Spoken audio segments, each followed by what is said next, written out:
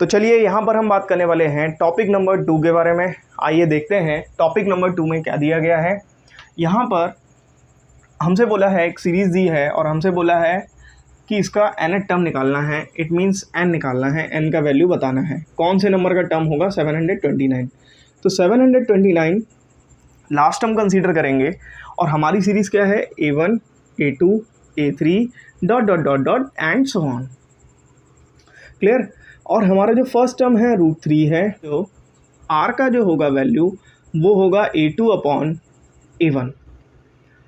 3 upon √3 solve करेंगे तो यहाँ पर √3 निकल करके आएगा। क्लियर? अभी यहाँ पर L लास्ट टर्म का फॉर्मूला जो होता है a r की पावर n-1 होता है। चलिए यहाँ पर करेंगे 729। a का वैल्यू होगा √3, r का वैल्यू होगा √3 की पावर n-1। क्लियर? √3 की पावर 1, √3 की पावर n-1, 729 को 729 लिखा रहने देंगे।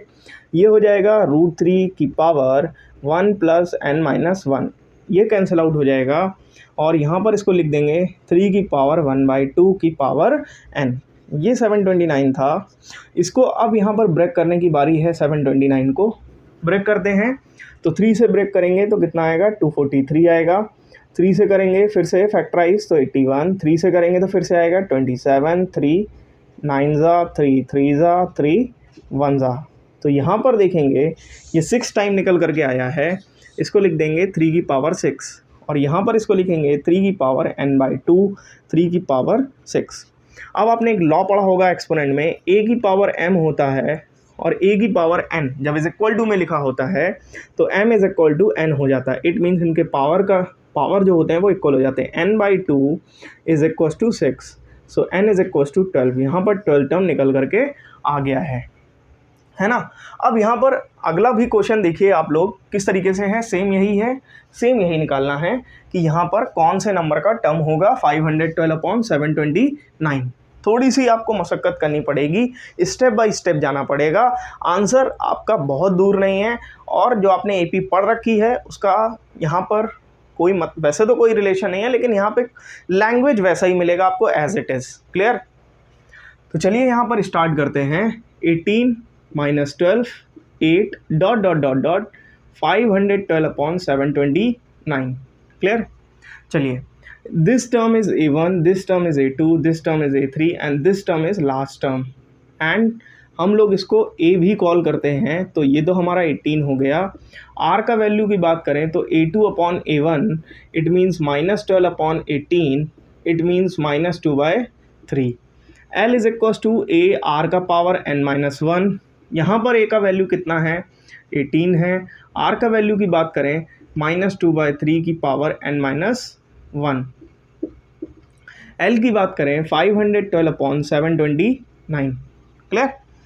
अच्छा, ज़रा ध्यान से देखेंगे तो एक चीज़ दिखेगी। 512 को जब हम फैक्टराइज करेंगे तो ये यहाँ पर करते हैं 128 64 32 16 8 4 2 1 1 2 3 4 5 6 7 8 9। तो 2 का पावर 9 हो जाएगा और 729 का कुछ देर पहले ही किया है तो ये 3 की पावर 6 हो जाएगा, है ना।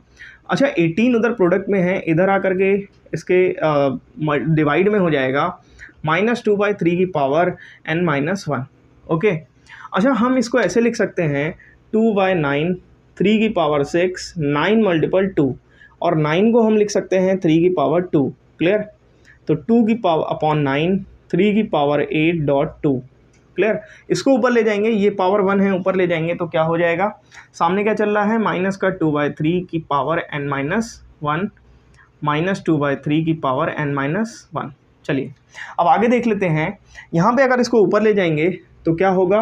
2 की पावर 9-1, 3 की पावर 8 इज इक्वल टू -2/3 की पावर n-1।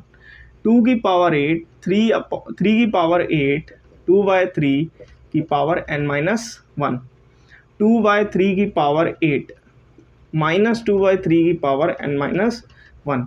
अच्छा, एक चीज़ अगर हम लोग ध्यान दें यहाँ पर, तो यहाँ पर भी माइनस का 2/3 होना चाहिए, तभी हमारा लॉ लगेगा a की power m is equal to a की पावर n, है ना।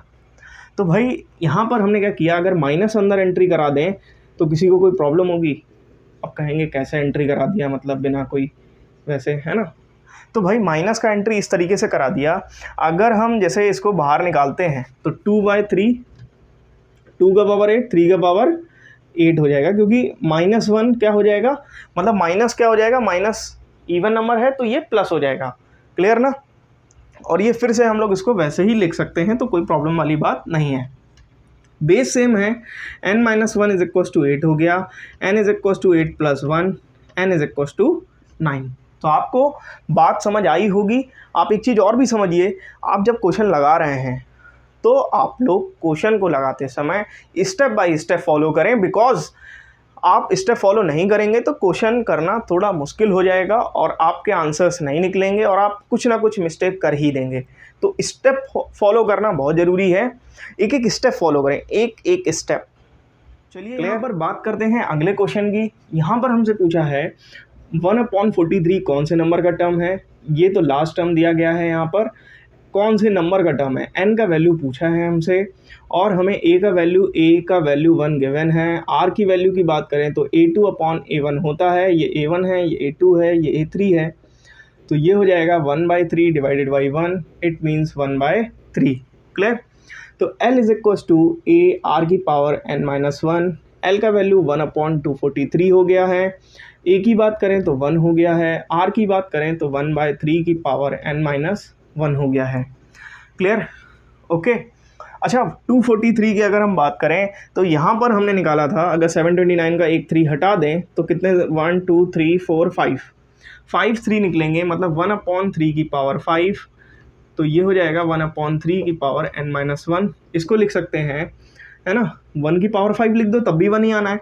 तो टोटल जो, मतलब इसको एक लॉ होता है a की पावर m अपॉन a की पावर b की पावर m, तो इसको लिख सकते हैं a/b की पावर m, मतलब 1/3 की पावर 5 होल लिख दिया, इज इक्वल टू 1/3 की पावर n-1, क्लियर। अब यहाँ पर कौन सा लॉ लगेगा, एक्सपोनेंट का। देखिए एक्सपोनेंट भी काम आ रही है आपकी, a की power n is equal to में, तो यहाँ पर हो जाएगा m is equal to n, 5 is equal to n-1, 1 इधर आएगा तो 5 + 1 इज इक्वल टू n, और n इज इक्वल टू क्या हो जाएगा, प्लस का 6 यहाँ पर आ जाएगा, मतलब कि ये 6 टर्म निकल करके आएगा 243। समझ आ रहा है ना आप लोग को। देखने में करने में थोड़ा सा टिपिकल जरूर लग सकता है, बट हमें ऐसा लगता है कि बिल्कुल भी टिपिकल नहीं है, बिकॉज ऑफ केवल और केवल कैलकुलेशन है, और आपने ये कैलकुलेशन अपने प्रीवियस क्लासेस में अच्छे से करी ही होगी, क्लियर। तो आपको जो भी नहीं समझ आता आप लोग कमेंट सेक्शन में कमेंट भी करें और हमको बताएंगे हम आपको क्या नहीं समझ आया, क्योंकि हमने जिस तरह से एपी में डाउट सेशन रखा है, अभी कंप्लीट नहीं कराया मैंने एपी में डाउट सेशन, उसी तरीके से यहाँ पर जीपी में भी डाउट सेशन रख करके इनके क्वेश्चंस के बारे में हम डाउट को क्लियर करेंगे। इसी तरह से हम जीपी में भी डाउट सेशन रख करके इनके जितने भी डाउट्स आपके हैं उनको सबको क्लियर करेंगे, और उन सब के बाद एक क्लास हम कराएंगे जिसमें एक्सपेक्टेड क्वेश्चन एपी और जीपी के होंगे।